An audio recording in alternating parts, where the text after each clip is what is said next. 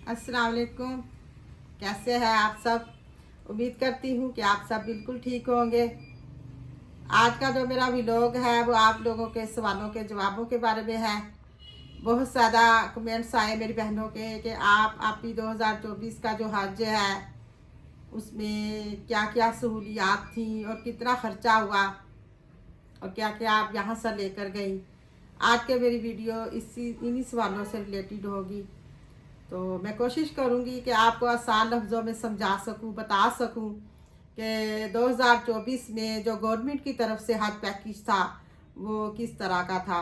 ये मेरे पास एक मेरी बेटी का सवाल है कि जब आप गए तो आप यहाँ सर क्या क्या लेकर गए।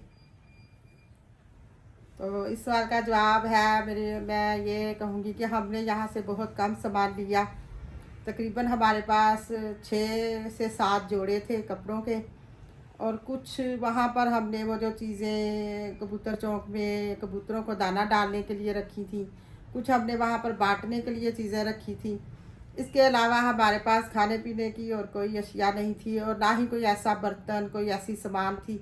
हमें यहाँ से बहुत से लोगों ने कहा था कि आप ये लेकर जाना, बर्तन लेकर जाना, लेकिन हम कुछ नहीं लेकर गए। वहाँ पर हमें हर चीज़ मिली। इनफैक्ट हम चाय अगर पीते हैं तो वहाँ पर हमें चाय की केटली, चाय का सामान सारा अपने होटल में, अपने कमरे में मिला। और दूसरी बात है, हमें वहाँ पर कोई चाय खाना बनाने की ज़रूरत ही पेश नहीं आई, क्योंकि हमारे पैकेज में सब कुछ था। और वहाँ पर हमने पैकेज के थ्रू ही सारे वो काम किए। हमें खाना बहुत अच्छा मिलता था, बहुत ज़्यादा हम वहाँ पर खाने के वक़्त पे बहुत इंजॉय करते थे। डाइनिंग टेबल पर अपनी मर्ज़ी से कितना डालो खाओ, कोई परेशानी नहीं थी, कोई किसी किस्म का वो नहीं था। और जो था हज 2024 का पैकेज जो गवर्नमेंट की तरफ से दिया गया था वो बहुत बहुत बहुत आसानियों वाला था, बहुत अच्छा था। और उसमें हमें काफ़ी कुछ नया भी मिला। काफ़ी कुछ लोगों ने जो पहले गए हुए थे उन्होंने नहीं उसमें पाया। यहाँ पर मेरी बहन एक ने सवाल किया है कि आप ही मना में, अरफात में और मुज़दलिफ़े में कितना फ़ासला है, और आपने वहाँ पर कैसे वो फ़ैसला तय किया, पैदल चले या कोई कन्वेंस थी, कोई बस या टैक्सी या कोई।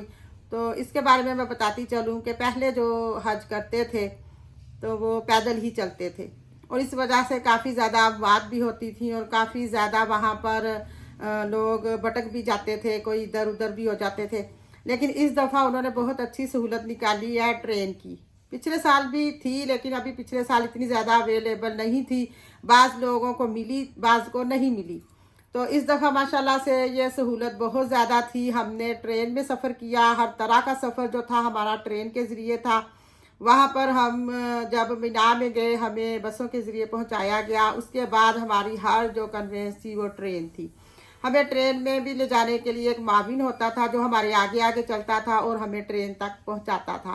फिर वहाँ पर हम ट्रेन से मुज़दलिफ़े गए, मुज़दलिफ़े से ट्रेन पर ही मैदान अरफात में गए।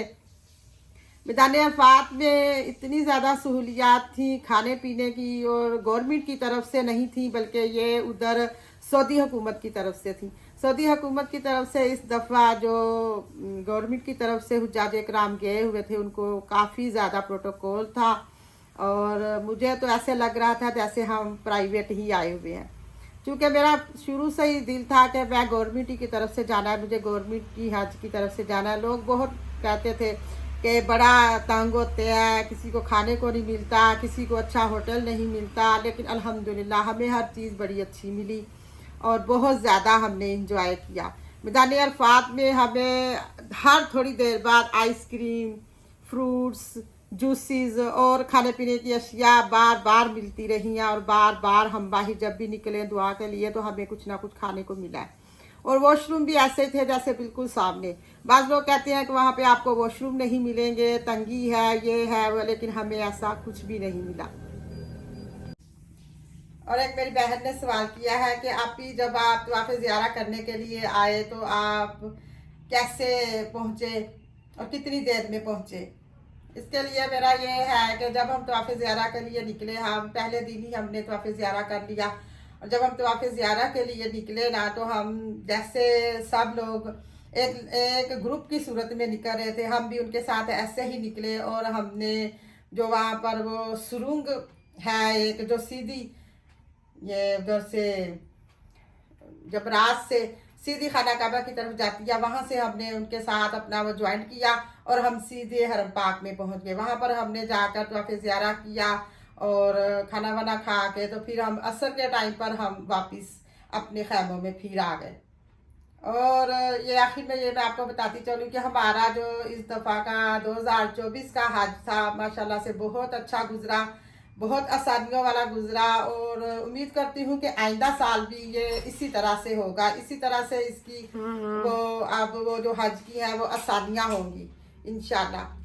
तो मिलते हैं आपसे नेक्स्ट व्लॉग में।